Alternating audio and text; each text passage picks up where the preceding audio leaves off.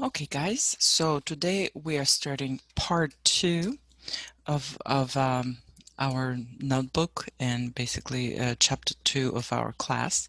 And in part two, we're going to talk about describing data, and we're going to learn about ways to summarize and display data. And these summaries and displays will allow you to see trends or patterns in your data, and also identify possible incorrect data values. And it is also the best way to illustrate information to others. And this part of working with data is called exploratory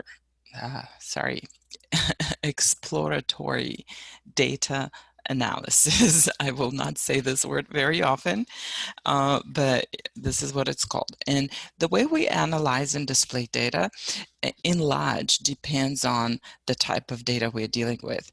So if we have a categorical data, we will deal with it in a different way than we deal with quantitative data.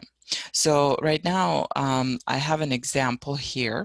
And by the way, you were supposed to fill out a survey, and I was gonna use that data in that survey to show you these exercises, but you guys haven't done that yet. So go ahead and fill out a survey right now. So I could later, I'm planning to record a tutorial on how to use the software to perform these calculations. So I'll need your data.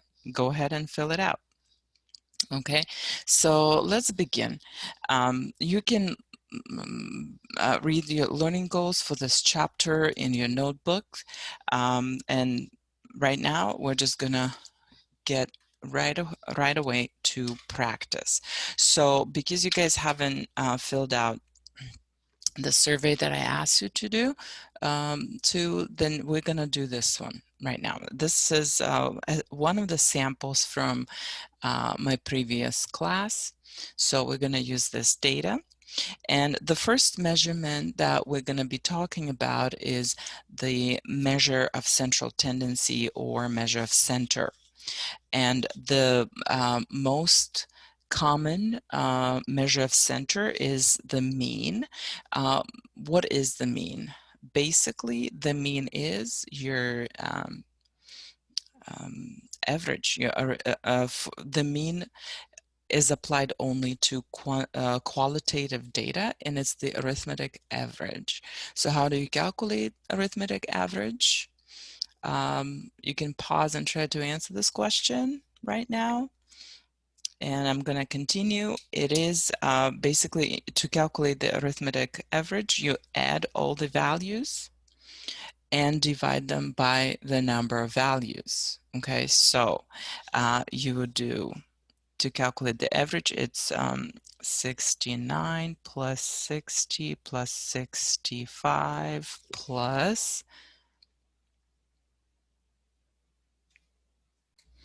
okay, fast forwarded a little bit. Ooh, and I'm running out to the end of the row. So this doesn't look good, but this is what we would have to do. And then we're going to take the sum and we're going to divide by however many data values we have. We're going to count how many data values we have, and we have a total of 14 values here. And by the way, the sample size, it is denoted by the lowercase n. That's how many values are in your sample. So we have 14 values in our sample, so we're gonna divide by 14. And I already figured out the answer. This is 66.2857, and I rounded it to 4 decimal places. There's more decimals there, but I decided to round it. Okay, so this is how we calculate the mean. Of course, software can do it for us really faster and easier, especially if you have a really big data set. Like our data set is not big at all, but I do want to go through the steps of figuring out the mean, median, and mode, so that you guys know what those numbers represent. Okay, so mean is the arithmetic average. Now let's use mathematical formulas to describe what we did. And I don't know if you guys are familiar with this is a Greek symbol which looks like this, and literally this means sum. This is sum. Okay, sum of everything that follows it. So if I, for example, if you see this sum of x, that means add up all x values. Okay, so to write, by the way, another symbol that you need to know.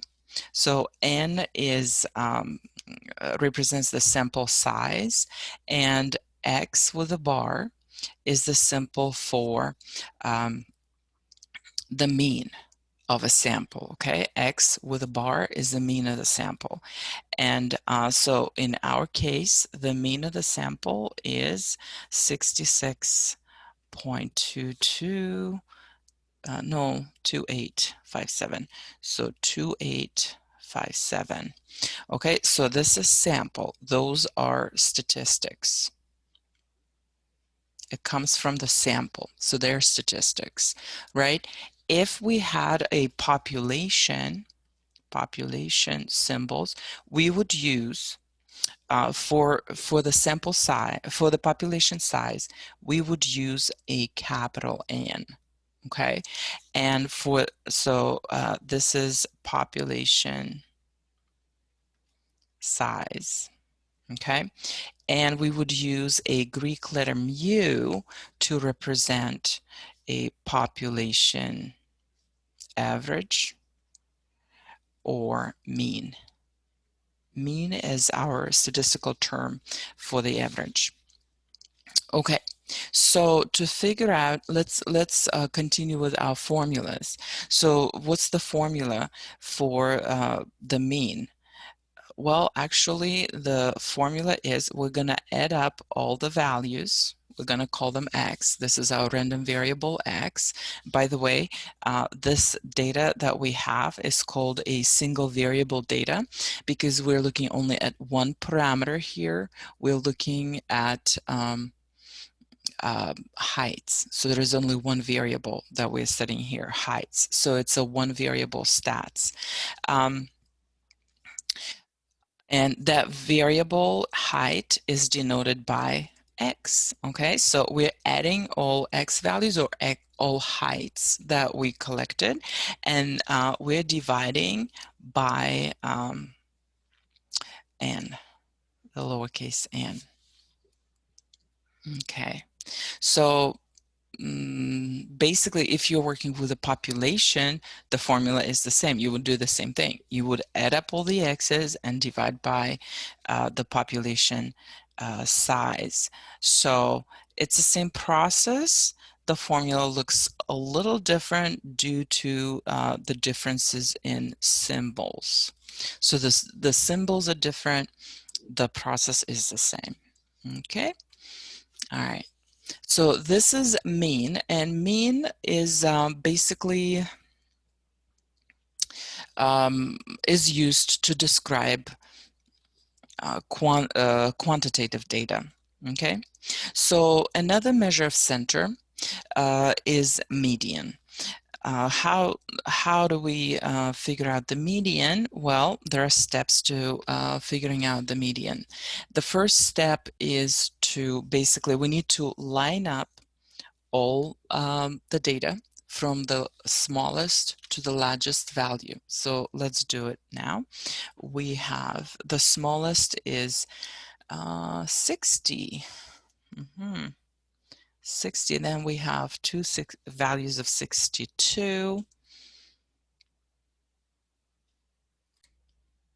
So here I'm finished with this step. I wrote all my values from the smallest to the largest. You can do it in opposite direction, largest to the smallest, as long as they're in order.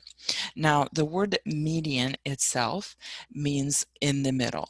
It's basically the value that's physically in the middle of it all.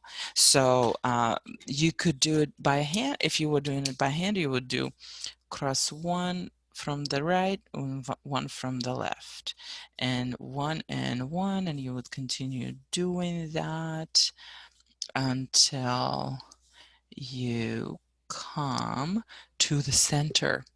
Okay, and here the thing is that well, we don't have a single center value. Okay, we have two values in the center. So if it came down to just one value in the center, you would write down that value. But we don't have only one value, we have two values. So what we're gonna do now, we're gonna basically average those two values. That's what you do when you have two values instead of one in the middle. Okay, so you will, the notation for the median is x with tilde. I'll show you what it looks like in a sec. I just don't want to go over to the next variable or measure of center. So x with tilde, and then that's going to be 67 plus 67 divided by 2, the average of the two, and of course because they are the same, it's going to be just equal to 67. So our median for this data set is 67. So you could do it this way, but you understand that if our data set is really big, this would be a very inconvenient way of doing it. So question, is there a formula to find the median faster? Well, there is a formula for location of the median. So median location of the median is this. It's n plus 1 divided by 2. So this is, again, I'm going to emphasize, this is not the median itself. This is the location of the median, okay? So in our case, we had 14 data values, and plus 1 is 15 over 2. Well, that's 7.5. What this means is that 7.5 is in the middle between 7 and 8. So your location is in between value number 7 and value number 8. Okay, so let's see. We have 1, 2, 3, 4, 5, 6. Well, this is our value number 7, and this is our value number 8. Okay, so since our median is in between them, we had to average those two. Okay, but if it came out, let's say we had 15 data values, then we would have 15 plus 1 is 16, divided by 2 is 8. We would just find the value number 8, boom, that's our median. Okay, we don't have to average anything. I hope you don't guys have any questions. If you do, please let me know at our next meeting or in the discussion board, whichever is provided, whichever is more convenient for you. Anyway, so let's move on here.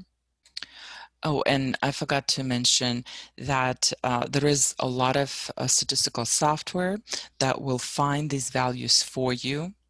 But again, I need to show you how to use our StatCrunch, which you will be using for exam. And yeah, so I need the data set. Go ahead and fill it out. Okay, our next data value that the measure of center that I want to talk about is mode. Mode is, it could be applied to quantitative data, but it's most likely applied to qualitative data. And mode is the value that occurs more frequently than other data values. Okay, so if we are talking about our data set right here, you could see that you have 2 values of 62, 3 values of 65, 2 values of 67, again, 3 values of 68, 2 values of 69, and 1 value of 73. So all of our values appear either 1, 2, or 3 times. So 3 times is the most time that any single value occurs. So, and there is more than 1 here. So we have 65 and we have 68. So those are the values that occur 3 times, both. So this data set doesn't have a single mode. It's a bimodal.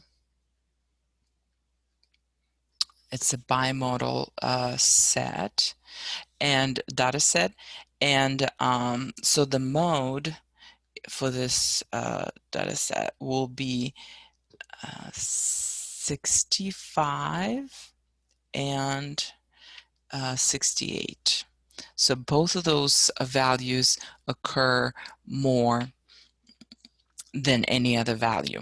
Now, well, there is a different about what if we had not 2 such values, but 3 or 4 or 5, then we cannot really say that it's more than more than any other value. So it appears to be a norm for this distribution, and we would not call it a mode. We would say that that data set does not have a mode. So basically a mode would be the value that stands out. If there are a lot of values that follow that pattern that appear that many times, then that means that it's not the value that stands out. So if there is 1, it stands out. If there is 2, okay, okay, there's 2 value that stands out. But if there is more than that, really, we cannot single out or double out, I guess, a value or 2 values that stand out. So we're just going to say this distribution doesn't have a mode. And the last measure of center that I want to talk about in this video is the mid-range. Okay, so before we dive into mid-range, I wanted to create a dot plot for this data. Okay, so in order to do that, I'm gonna graph a number line. All right, so and well, I'm gonna start with 60. So if 0 is somewhere here, then I'm gonna put a squiggly line, and the squiggly line usually means we're skipping a portion of a number line, and we're starting off with 60. So, and let's do this.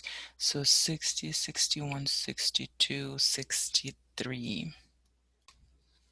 Okay, so this is my number line finished. Ta-da. So now what the dot plot is, we're gonna put a dot above every value that occurs in our data set. So the first value that we have is 60. So I'm gonna put 1 dot over 60. Then I have 2 values of 62, so I'm gonna put 2 dots above 62. And then 65, 1 dot, no, 3 dots for 65, 2 dots for 67, 3 dots for 68.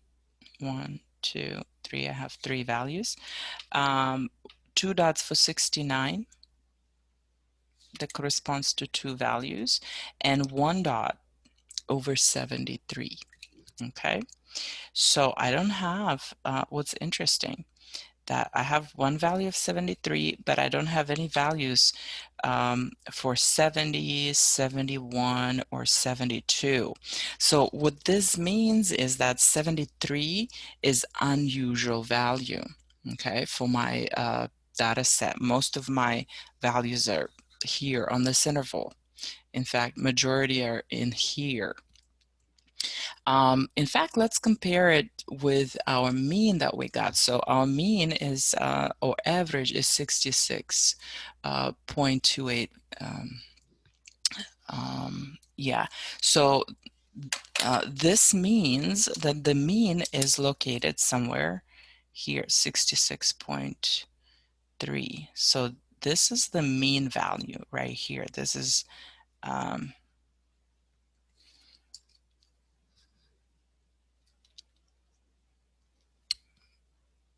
I just realized that I'm drawing this graph in the wrong place on the worksheet. It has to be right here, okay? So that's fine. I'm just gonna white out this subheading. Okay, I did the best I could, so we're here. Anyway, so the mean, or the center of our data, the average, the arithmetic average, is right here. So 66.3 about. Okay, I'm going to make it wavy equal sign, which means approximately. So this sign, the wavy equal sign, means approximately.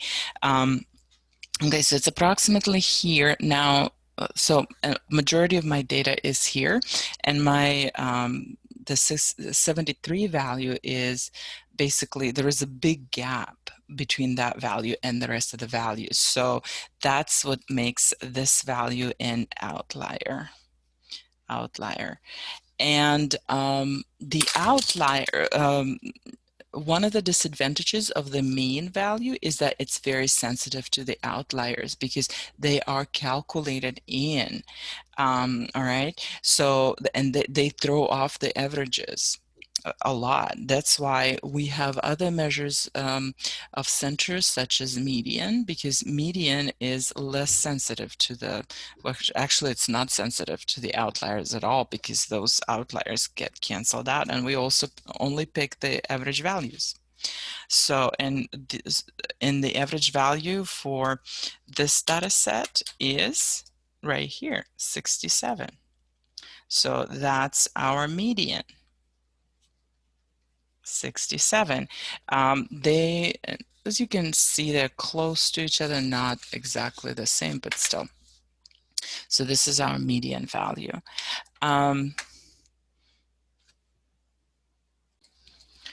So this is our dot plot graph. This is what created a dot plot for the data set. Now let's go back to how to find the mid-range of this data. So basically the mid-range is the mid-distance between the lowest value and the highest value. Okay, so the mid-range is gonna be our lowest value plus our highest value divided by 2, averaged out. Okay, so in our case it is 66.5. Okay, so look, it's the mid-range is also very close to those 2 values. Okay, so on mid-range here, let me see if I can have a different color. 66.5 right here. This is the mid-range.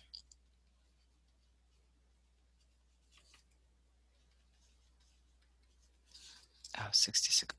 Okay. All right, so it's literally just halfway through. This is the mid-range between the smallest and the largest data values.